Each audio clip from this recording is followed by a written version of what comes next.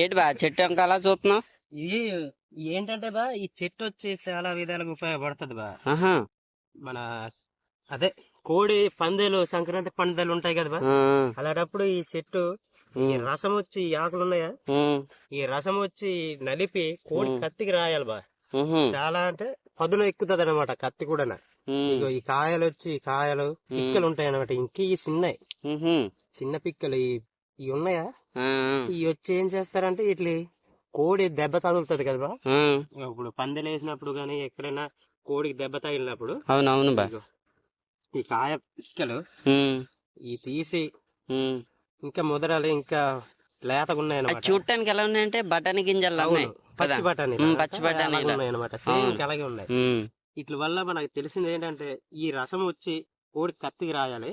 ఈ కాయలు వచ్చి ఇట్లా సిదిపి ఏం చేయాలంటే తగిలిన గాయం మీద అయితే మనం రాసుకున్నట్లయితే చాలా అంటే చాలా రికవరీ అవుతాయి. నిజంగానే ఇది ఒకసారి ట్రై చేసి చూడండి మీరు కూడా, చాలా బాగుంటది. ఈ పూత అయితే ఎందుకు పనిచేస్తుందో తెలియదు కానీ ఈ ఆకులు అయితేను ఈ కాయలు అయితేనే చాలా కాదు. మన చిన్నప్పుడు ఇవి చాలా అరుదుగా ఉండి కానీ ఇప్పుడు అంతరించిపోయినాయి చూడు. చిన్నప్పుడు చాలా ఎక్కువ ఉండి అంటే ఈ పంట చేనులోకి వచ్చినప్పుడు అయితేను ఏంటంటే ఈ గడ్డి మందులు కొట్టేస్తున్నారు కదా, అందుకనమాట ఈ చెట్టు చాలా బాగుంటది. ఇది కూడా ఈ చిన్నతనంలోనే మనం చేయలేదు గాని ఇంకా ముదిరితే ఇలా నొక్కితే ఫెయిల్ అయ్యి అనమాట. గుర్తొచ్చింది ఆట ఆడుకునే అవును ఇలా నొక్కితే ఫెయిల్ అయ్యి. అంటే మనకి చిన్న వయసులో అట్లా ఉపయోగం మనకి తెలిసేది కాదు అనమాట. అందువల్ల ఆడుకునే వాళ్ళు. మేము పందెలకి వెళ్తా ఉంటాం అప్పుడప్పుడు, సంక్రాంతికి ఎప్పుడో పందెలకి వెళ్తూ ఉంటాం. ఇదే ఎక్కువ యూజ్ చేస్తాం. కత్తికడ పెట్టినా సరే రసం పెట్టినా సరే కోడికి బావదనమాట.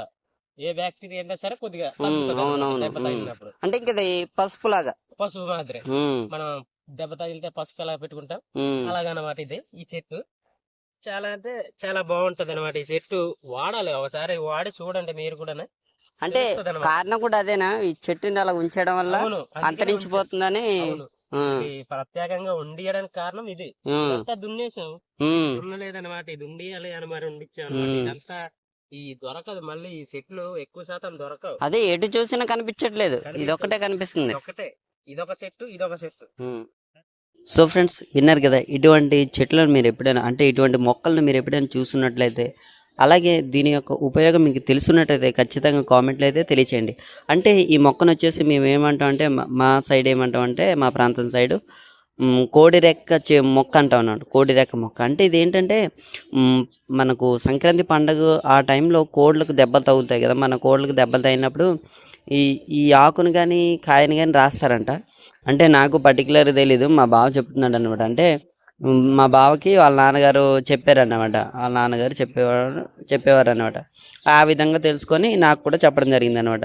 అయితే మీలో ఎవరైనా ఇటువంటి మొక్కను చూసుంటే ఖచ్చితంగా కామెంట్ చేయండి. అలాగే ఈ మొక్క యొక్క ఉపయోగం తెలిస్తేనే మీరు ప్రయోగం చేయండి. ఒకవేళ ఉపయోగం తెలియకుండా మీరు చేయకండి, దయచేసి చేయకండి. ఇదేంటంటే ఒక చిన్న ఇన్ఫర్మేషన్ కోసం తీయడం జరిగింది అనమాట. అంటే చాలామందికి ఇటువంటి మొక్కల మీద అవగాహన ఉంటుంది కదా, అలాంటి వారి కోసం చేయడం జరిగింది అనమాట. అంటే మీరు ఒకవేళ ఎప్పుడైనా ఉపయోగించుంటే కామెంట్లో అయితే తెలియచేయండి. అలాగే ఈ వీడియోని లైక్ చేయండి, ఛానల్ని అయితే సబ్స్క్రైబ్ చేసుకోండి. మరిన్ని మంచి వీడియోస్ చాలా ఉన్నాయండి మన ఛానల్లో, అవి కూడా చూసే ప్రయత్నం అయితే చేయండి, మీకు తప్పకుండా నచ్చుతాయి అనమాట. సో ఫ్రెండ్స్, ఈ వీడియోకి ఇంతే. మరిన్ని మంచి వీడియోస్తో మనం కలుస్తూనే ఉందాం. దయచేసి సబ్స్క్రైబ్ చేసుకోండి ప్లీజ్ అండి, సబ్స్క్రైబ్ చేసుకోండి. జై హింద్.